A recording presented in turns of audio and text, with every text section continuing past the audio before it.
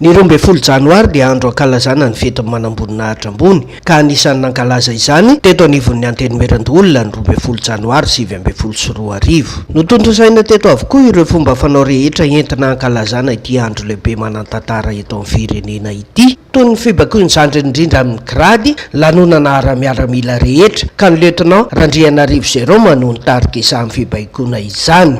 Teo ihany koa ny fanolorana gisana ny hoa traditionnel ny lehibe ny fiarovan'ity androm-panjakana ity dia ny colonel Ratsimbazaha Frina sy ny lohan'i Madagasikara lehibe ny komision'ny fandriampahalemana eto anivon'ny Antenimierandolona sady manamboninahitra jeneraly ny loholona Reosevo.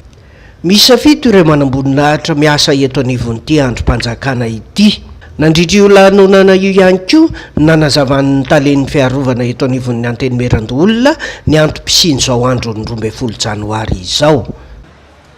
Ny datin'ny 12 Janoary zany dia misy ny Andohany izy io. Zany hoe ny Andohany ty datin'ny 12 Janoary ty zany dia niseho tao amin'ny Akademia Miaramila Antsirabe tamin'ny taona 1727 tany. Raha ny andiany voalohany sy ny andiany faharoa, zany hoe première sy deuxième promotion zany no mpianatra ao manamboninahitra tao amin'ny sekoly tao. Ny Andohany io tantara io zany dia tamin'izany fotoana zany tsy mbola nisy, mbola tokana ihany, tsy hoe tsy nisy fa ray ihany no malagasy encadrement tao amin'ny sekoly, fa mbola vahiny daholo no encadrement tao, ny commandin'ny sekoly, ny mpanabe rehetrarehetra tao dia olona avy any amin'ny tafika frantsay, mbola vazaha daholo ny tao tamin'izany fotoana zany zany, fa anankiray ihany ny gasy tao dia général moa izy nosotro ronono, général Soja, izy rery ihany no malagasy tao tamin'izany. Dia tamin'izany fotoana zany isika moa vao niala kelikely ny fanjanahantany tamin'io fotoana io satria tamin'ny 700 tsika no naleo tena 700 no niditra ny andiany voalohany tao amin'ny Akademia Miaramila. Dia mbola nisy endrikendrika an'izany zany ny fomba fampitondrana sy ny fomba fampitezana tao amin'ny sekoly izay hitan'ireo mpianatra zany fa ohatrany tsy dia mety amindreo loatra.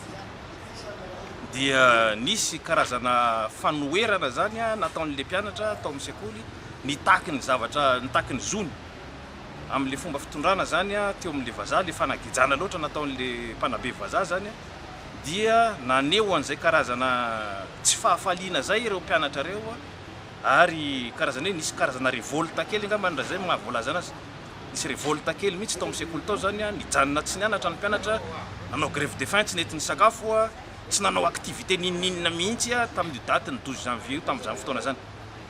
Avy eo moa rehefa nahita nino ny mpanabe nandray ny andraikitra tandrify anazy dia voavaha ihany ny olana.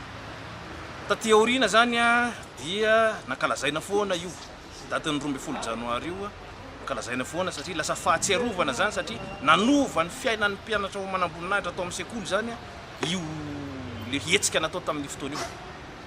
Rehefa taty afara moa zany dia natao hoe fety ny Akademia Miaramila io daty io, hoe fety ho an'ny manamboninahitra zay nivoaka tao amin'ny Akademia Miaramila fotsiny.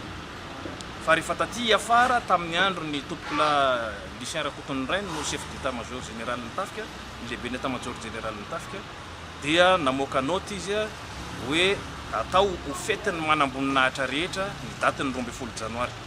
Izy ankalazantsika hatramin'izao io zany rehefa mety ho manamboninahitra eto Madagasikara zany, na avy aizany ny voany na avy taizany orizinany dia mankalaza ny fetin'ny 12 Janoary daholo. Tonga danotrina izao lanonana izao ireo lohol'i Madagasikara taleny kabinetra ny filohan'ny Antenimierandolona, sekretera jeneralin'ny Antenimierandolona ary ireo lehibe ny fitantanan-draharaha eto anivon'ity androm-panjakana ity. Anisan'ny nampiavaka ity fankalazana ny tanterahan'ireo manamboninahitra eto amin'ity androm-panjakana ity ihany koa fijerena horonan-tsary izay naneho ny lalana izay nidiavin'ireo manamboninahitra sy ny fiaim-piainan'ireo mpianatra ho manamboninahitra akademia tany Antsirabe. Novaranana tamin'ny fiaraha-miala etaeta moa ity fankalazana ny andro ny manamboninahitra ambony ity.